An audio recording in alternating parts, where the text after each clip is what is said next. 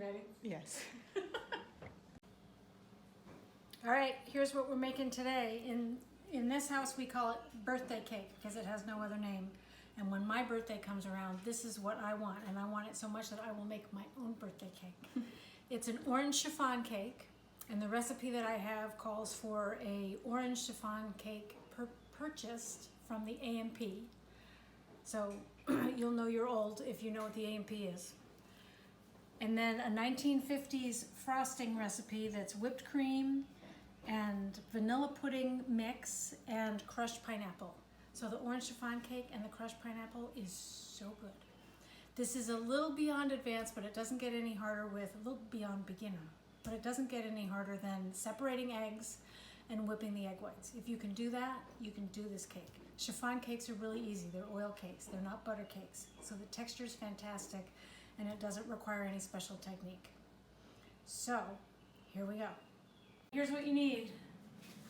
Cake flour, you can use all purpose if that's all you have, but cake flour is good. Sugar, a couple of oranges, vanilla, salt, some light vegetable oil, cream of tartar, and baking powder, and 10 eggs. And you see I have a dozen because it's easy to screw this part up. I need to separate 10 eggs. I was up at King Arthur Flour yesterday. I got this thing. Let's see if it works. It says it can do 3 at a time. Ooh, look at that. Look at that. How about that? There's one. And you may wonder why I'm doing it like this.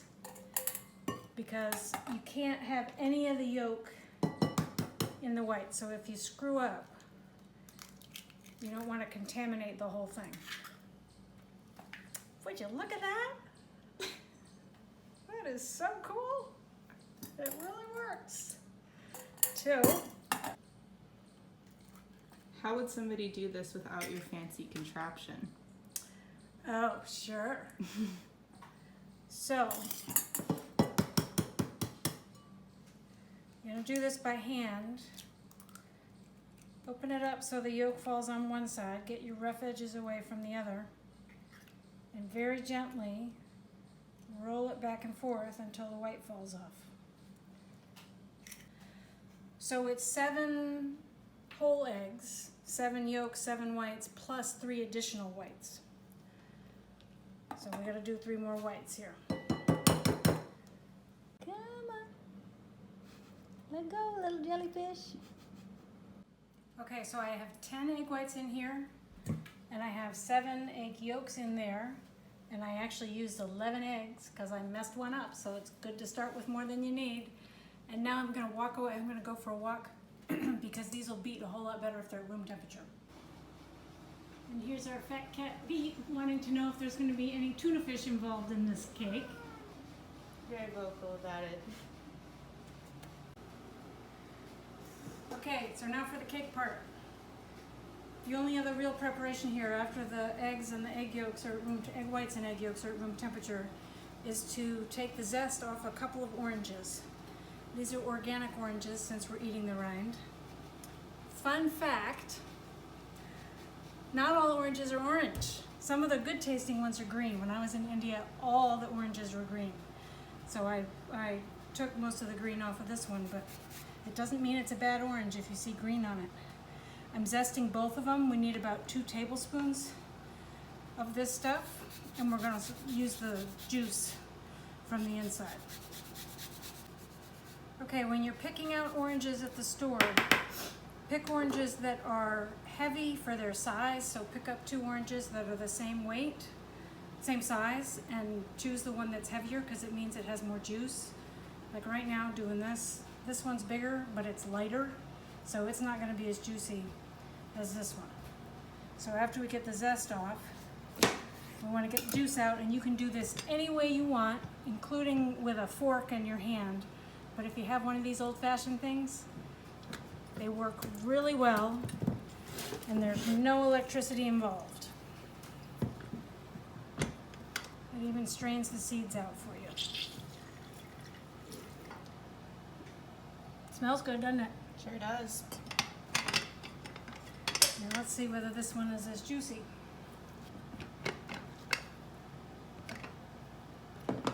There, we have a lot of good juice. 2 1/4 cups or 8 ounces of sifted flour. So the weight doesn't change when you sift it, just the volume. I haven't sifted it yet. I weighed it because I think that's easier. And I'm going to put it in the sifter along with 1.5 cups minus 2 tablespoons of sugar. So here's a cup, and here's the half, and I'm going to leave about 2 tablespoons behind. 2 tablespoons is 1/2 of a 1/4 of a cup. I need 1/2 teaspoon of salt and 2 teaspoons of baking powder.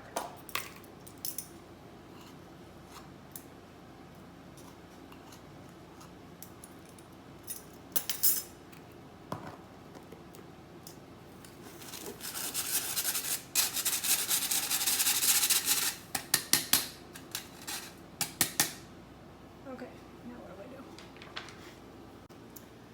1/2 cup of safflower oil in this case. If you've got canola or corn oil, you can use that. I'm going to add the egg yolks. And while that's draining off, I'm going to find 3/4 of a cup of orange juice in this. Oh, those were good juicy oranges. 3/4 of a cup of orange juice.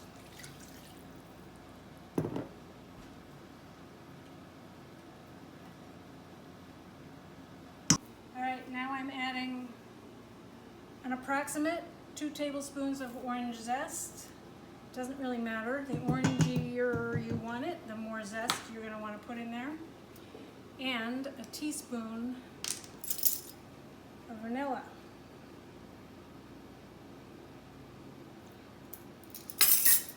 So, I'm going to get the beaters out to do that. And while I'm doing that, we're going to take our 10 egg whites that are room temperature, and we're going to get them going. You can do this with a hand beater if you want, but this is easier and allows me to multitask. So we beat the egg whites until they're frothy. And then we're going to add a teaspoon and 1/4 of cream of tartar. Cream of tartar is an old-fashioned ingredient, and to be honest, I don't really know what it does, except it's leavening of some kind. And then we're going to keep beating them.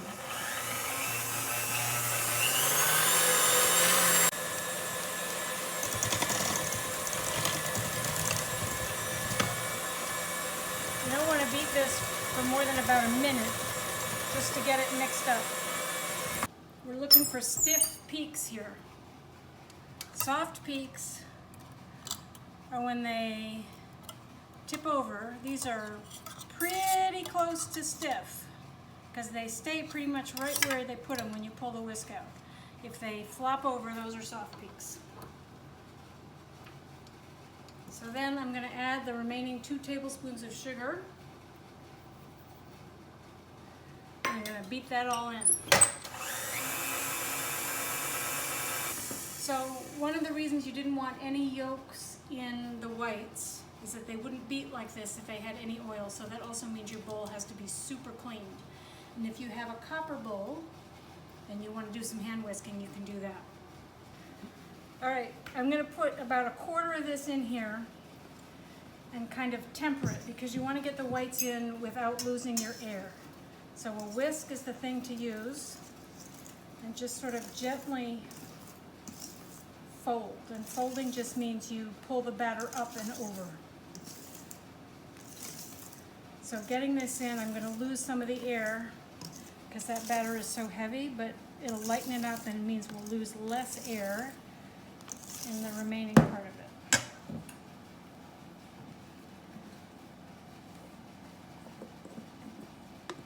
See how nicely these whites whipped up because they were at room temperature?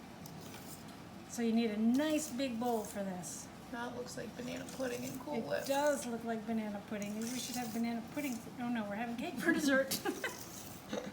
So you got to get all the white streaks out because they will be white blobs inside the cooked cake. Okay, the pan that you need right there is a 10-inch angel food pan. You definitely do not want a bundt pan, and you don't want something that's non-stick because the batter really needs to stick and stay on the sides as it moves up. All right, here we go. Want this? Yes, please.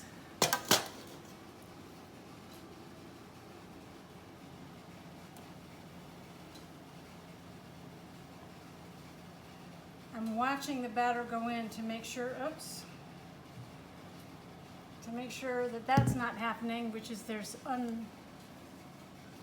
unmixed stuff on the bottom. So I'm just gonna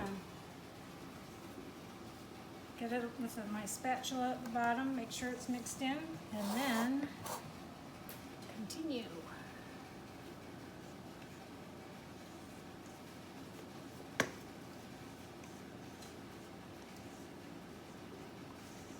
So I preheated the oven to 325 degrees, which is a slow oven, which will cause this to rise nicely, not before it can keep rising so it doesn't form a crust and stop it from rising.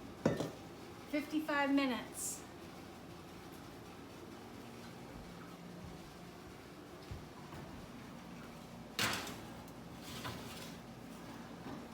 All right, so here's what we need for the frosting. This is why the cake is in the oven, because it too has to cool.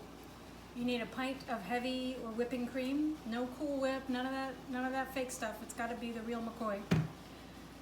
And then the Jell-O, which is, I don't know if there's anything real in this. This is a small box of vanilla pudding that is not instant and not sugar-free. And then a 13-ounce can of pineapple, crushed pineapple. This is a 1 pound 4 ounce, so this is 20 ounces because this recipe is so old that they don't make 13-ounce cans anymore.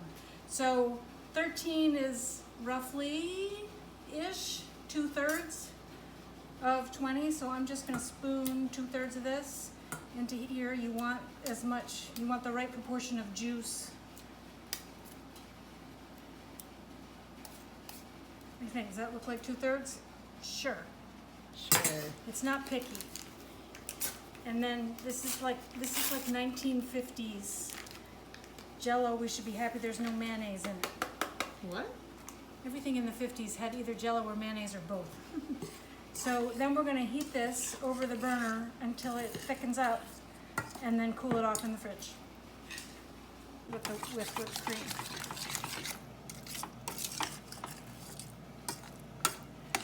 So you really only want this on about medium heat. Any higher than that, it runs the risk of burning. It doesn't take very long.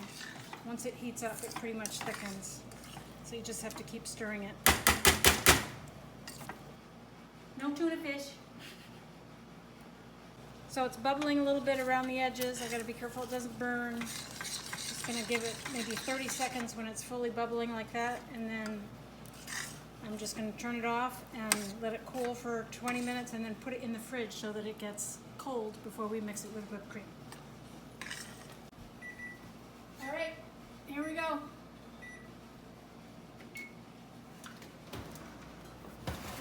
Oh, that's beautiful. It's not pulling away yet, so let's see whether that comes out clean. It does. I think it's pretty ready.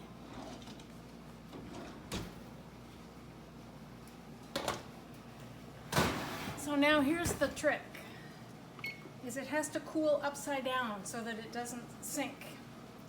So I have 2 vinegar bottles that I hope one of them will accommodate a hole that size.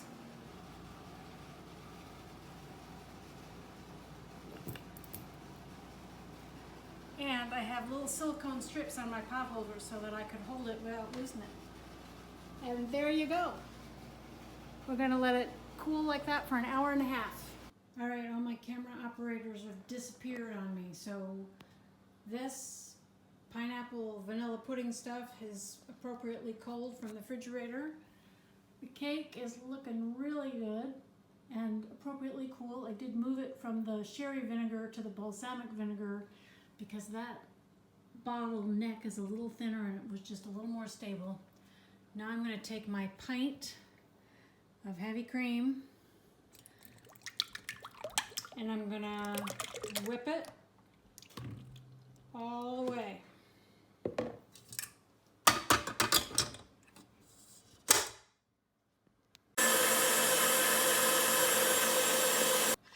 Now that was a very short additional bit, and that is pretty stiff.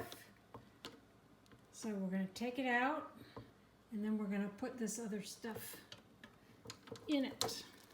So first I'm going to break this up a little bit. And I'm going to do the same kind of thing that I did before. I'm going to take just some of it.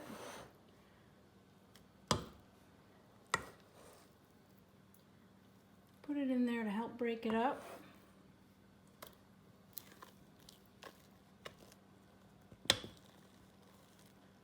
So I'm going to fold it the same way I did before, but I'm going to put the camera down to do it.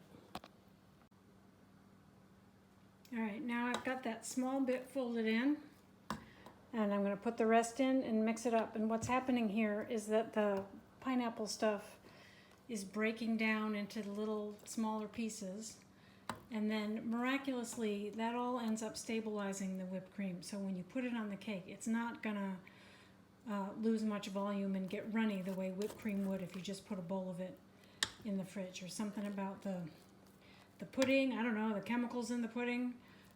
It makes it a stable, yummy whipped topping. So here we go. It's all in here, and we're just going to gently fold and stir until it's all mixed up.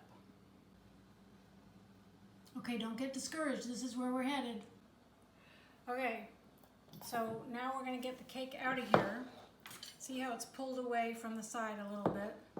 I'm going to take this knife and hug the pan, which will help keep the sides of the cake a little more smooth, although it doesn't really matter with this frosting. And I'm just going to loosen the sides because this is a removable bottom pan. I'm going to pull it out.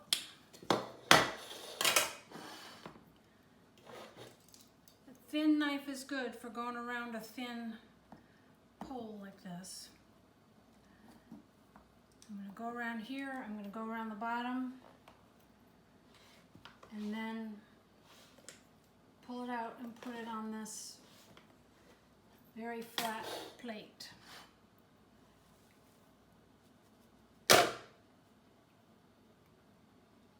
And then the next thing to do is to slice it into 3 parts.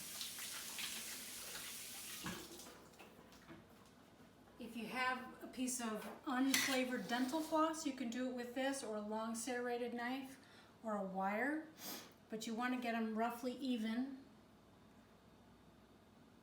which is about an inch and a quarter each. It's got to be a serrated knife because otherwise it'll just pull the cake with it. Oh, this smells so good. I can smell the orange. And in the event that I don't do that evenly, I'm going to line these pieces up in the direction that I took them off, so that if there's going to be any lumps or anything, they'll put themselves back into the right shape.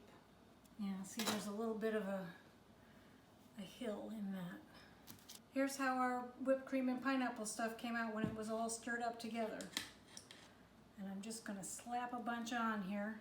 This is a very sloppy process, which is fine and good because it doesn't have to be pretty, and in fact, it really shouldn't be. You do want to get some in the middle, but not too much, really just to seal off the air from getting to the cake. So you can see my topography there. I cut it a little high on that side, but when I put that middle piece back on at the same direction, it'll even itself out again. Same thing again.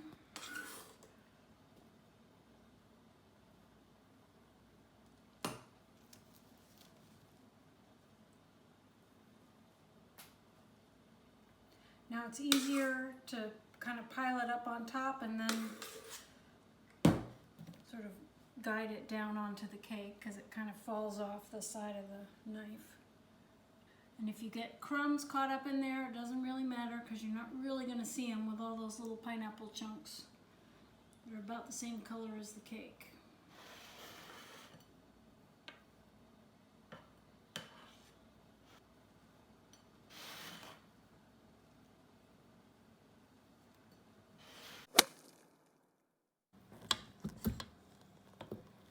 I don't know if I can do this one-handed. I have no idea how long we're cooking it for, how long we're cooking it for. This is so good. Okay, you can turn it off.